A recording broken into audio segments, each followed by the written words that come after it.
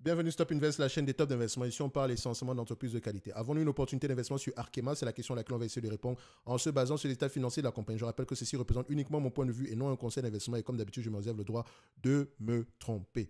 Donc, on en a parlé également ici plusieurs fois, Arkema, donc spécialisé ici, c'est la chimie spécialisée. Chimie spécialisée, toujours aller vérifier si on n'a pas des procès en cours ou des choses comme ça, parce que ça ne devrait pas vous surprendre, c'est normal dans ce secteur d'activité-là. Quel type de chimie, quels sont également les marchés finaux de ce type de chimie-là? D'accord? Les produits qu'elle vend ici, est-ce que c'est un price taker ou un price maker? Est-ce qu'elle fixe le prix ou bien elle subit les prix du marché? Si elle fixe le prix, tant mieux. Si elle subit le prix du marché, c'est-à-dire qu'elle doit à peu près jouer sur les coûts de production. D'accord? Donc, croissance des revenus, ça ressemble clairement ici à une compagnie à peu près cyclique, d'accord? Est-ce que l'entreprise également ici fait des acquisitions entre-temps? Quelques petites acquisitions, donc vous pouvez voir que les acquisitions coïncident ici avec l'augmentation des revenus, ok? C'est bien de faire des acquisitions, mais est-ce que les marges au moins restent stables? On a à peu près ça, on peut dire ici qu'on a à peu près une stabilité des marges, très bien. Est-ce que les marges EBITDA vont dans le même sens? On vérifie. Marge EBITDA ici, toujours comparé marge EBITDA et free cash flow, histoire de voir si, voilà, c'est parfait. Donc les deux également vont dans le même sens, on a à peu près quelque chose en tout de 15 à 16% par là, donc c'est bien. Maintenant, on check également les net income ici, les free cash flow, les deux parlent le même langage. Net income, free cash flow, net income, c'est résultat net, bénéfice net ici en termes de volume, ok? Si les deux parlent le même langage ici, on vérifie parce qu'à la fin de la journée, ce sont les free cash flow qui comptent, ok? Donc on peut se dire ici que plus ou moins, les deux parlent le même langage, ok?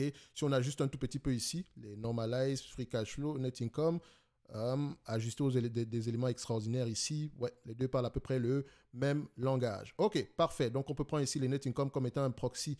Donc je sais qu'il y a des gens qui recherchent à peu près la perfection, mais non. On ne cherche pas à avoir précisément raison, on va avoir le moins de tort possible. D'accord? Donc, si le chiffre est exactement à 101 et que nous on prend 100, on n'aura pas forcément tort. OK? Mais si le chiffre est à 101 et que nous on prend 170, vous voyez que la marge d'erreur est trop élevée. OK? Donc, il faut faire attention ici. Le plus important et plus derrière, c'est de comprendre le business model et de vérifier à peu près si l'entreprise a les capacités de rapporter à peu près la même chose dans le futur. OK? Donc, ici, après ça, on va regarder à peu près le nombre d'actions. Est-ce que le nombre d'actions augmente ou diminue? Qu'est-ce qu'on constate ici? On a un nombre d'actions qui est timidement moins élevé que précédemment. On a racheté à peu près 1 million 300 000 actions, si je ne me trompe pas. En tout cas, il rachète timidement les actions ici depuis 2021. C'est une bonne chose également. Et il faut également vérifier, on rachète les actions ici à un multiple de combien? OK? Donc, c'est-à-dire que si l'entreprise rachète ses actions alors alors qu'on s'est changé à 25 fois les bénéfices, je vais quand même questionner ces politiques d'allocation du capital là. OK? On ne regarde pas juste le rachat d'actions comme ça, c'est dit, oh, c'est bien de racheter les actions. Non, j'espère qu'on a racheté les actions à des prix qui étaient intéressants. OK? Donc, ensuite, on va regarder si la dette nette sur EBITDA. Est-ce que la dette nette sur EBITDA est en dessous de 5 généralement? Mais sur certains types d'industries, on peut aller en dessous même aux alentours ici de 3 fois les EBITDA. Et il faut toujours aller vérifier par rapport aux entreprises qui sont dans le même secteur d'activité, quelle est la moyenne ici, la dette nette sur EBITDA. OK? Ici, on a à peu près quelque chose aux alentours de 1,2. C'est magnifique, c'est parfait. On regarde également la dette nette ici en termes de volume et vérifier toujours si c'est une compagnie européenne. Donc, on va quand même aller plonger les rapports financiers ici pour vérifier si la dette nette n'inclut pas les loyers. OK? Parce que je vous ai dit, les loyers ne se payent pas de la même façon ici, donc c'est pas souvent théoriquement, c'est pas bien, voilà, c'est pas la peine de l'inclure dans la dette.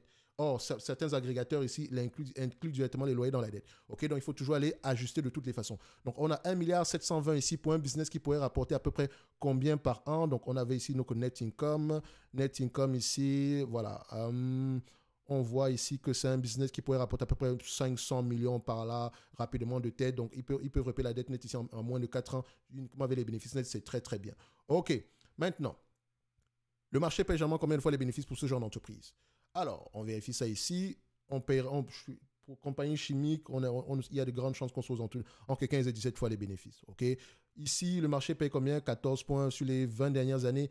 Il paye à peu près 14 fois les bénéfices. 10 dernières années, il paye 15,7 fois les bénéfices. 5 dernières années, 10 fois les bénéfices. Attention, il faut également parfois l'ajuster par rapport aux 12 prochains mois, histoire d'éliminer à peu près les erreurs ici qu'il pourrait avoir. Donc ici, quand je parle d'erreur ici, une entreprise peut gagner exceptionnellement beaucoup d'argent en date d'aujourd'hui, alors que dans le futur, les années s'attendent à ce qu'elle gagne moins que ça. Donc, ça élimine, en regardant à peu près sur les 12 prochains mois, ça permet d'éliminer certaines erreurs ici. Mais il faut toujours comparer avec les deux. Donc, ici, on voit que le minimum ici pourrait être 10 fois les bénéfices, le maximum ici à peu près 15 fois les bénéfices. OK. Maintenant, on va aller regarder ici sur Fastgraft, histoire de voir si les analystes ont tendance à faire de bonnes prévisions sur ce business. C'est bien d'avoir des prévisions ici des analystes, etc. Mais est-ce qu'ils ont tendance à avoir raison? On se rend compte qu'ici que 60% de temps ici, 30% de temps ici se trompent. OK? Donc, Toujours, de toute façon, toutes les prévisions sont à prendre avec des pincettes. De toutes les façons, il faut vous-même comprendre le business model ici. On sait que c'est un business qui est assez cyclique. On ne paye pas des multiples assez élevés ici. Je vous dirais même que par rapport aux prévisions futures, première chose qu'on va regarder, c'est vu qu'on a une entité ici qui n'est pas, voilà, je dirais qu'elle n'est pas très endettée, on pourrait d'abord, premièrement, si on prend l'estimation des analystes ici, la prendre ici avec à peu près 10 fois les bénéfices. On voit ici qu'en prenant 10 fois les bénéfices, on me demande de payer en date d'aujourd'hui 93 euros. Un business qui pourrait me rapporter à peu près 11,14 € d'ici 2025. Je mets 11 € ici, donc on me demande 93 euros. Ça représente à peu près 11,8%. C'est très, très bien.